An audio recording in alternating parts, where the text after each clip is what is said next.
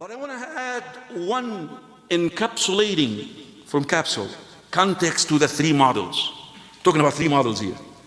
Yusuf's model, the historic narrative, prophetic model, the Prophet and his companions, and us model, contemporary, present day models, me and you.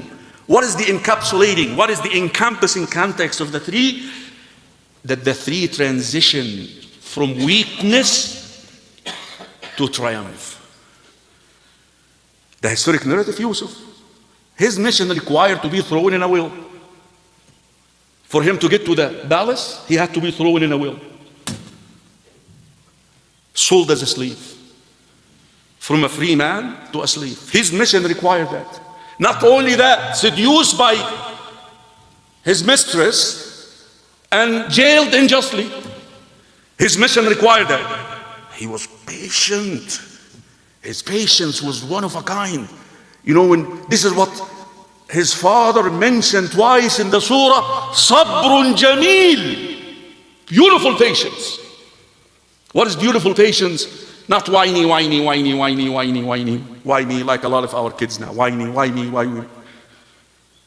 You see, anybody would see Yusuf in jail, being jailed unjustly, would see him like, why me? I'm innocent. I don't belong here. Never heard that. Inna naraka. The inmate said what? Inna naraka min al-muhsinin.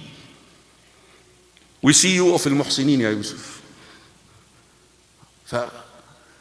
Again, brothers and sisters in Islam, patience was the landmark of Yusuf alayhi salatu wasalam.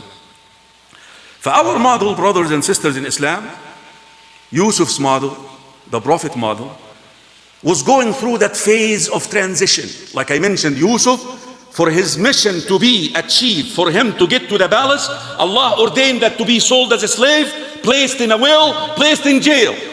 He had to go through this.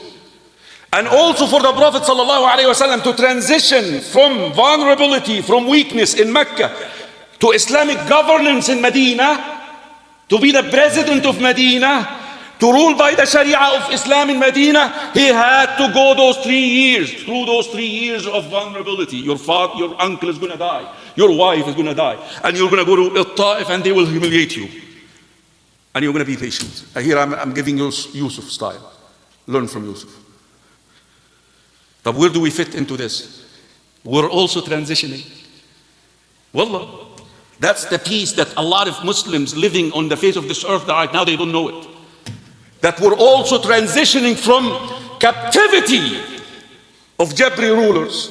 The Prophet described them. Tyrants rulers, who crave for the throne like donkeys. The Prophet, that's a prophetic description, I'm sorry. That's not my word, and with all due respect to those who worship the rulers, hear that from the Prophet. The Prophet described Tawaghit, he called them Tawaghit. Jababirah. That phase has been for 100 years now. The Ummah has been steaming for 100 years. Then since the fall of the Ottoman, 1924 until today. But what we don't pay attention to, the Prophet ﷺ, when he mentioned these 5 phases of governance, brothers and sisters in Islam, he mentioned a 5th phase. He said, prophethood will be followed by Khilafah Rashida, rightly guided.